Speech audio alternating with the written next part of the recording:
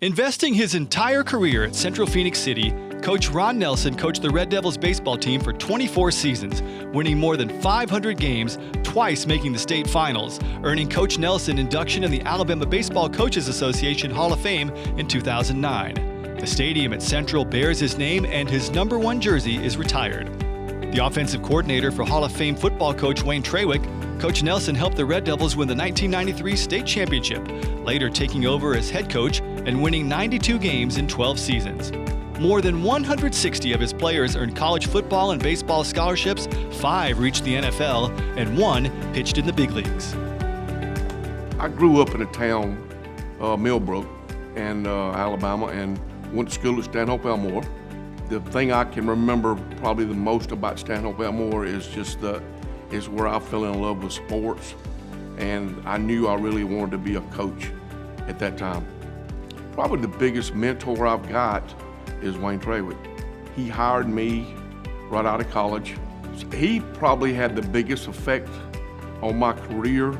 He meant the world to me, and I learned so much about how to deal with people and the time that it took.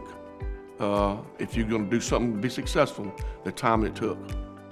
People say, if you saw me, you saw my son, Ryan. And he went everywhere to me. My son following in my footsteps was something that I knew that it probably would happen because he loved sports just like I did, and he studied it.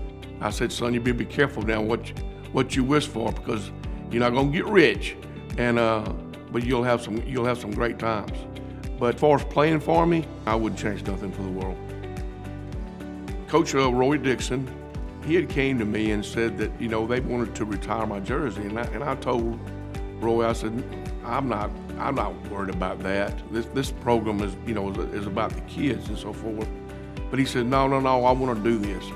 Well, in the process, I didn't know that in the middle of that, by my surprise, they named the field after me.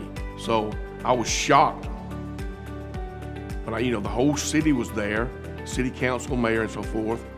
But it's a big honor, and it's going to mean more for my kids and my grandkids than anything else, and that's just a joy and pleasure. I never remember a time that Coach didn't have our teams ready to play. One thing that Coach could always do, he always made you believe in yourself, even when you didn't.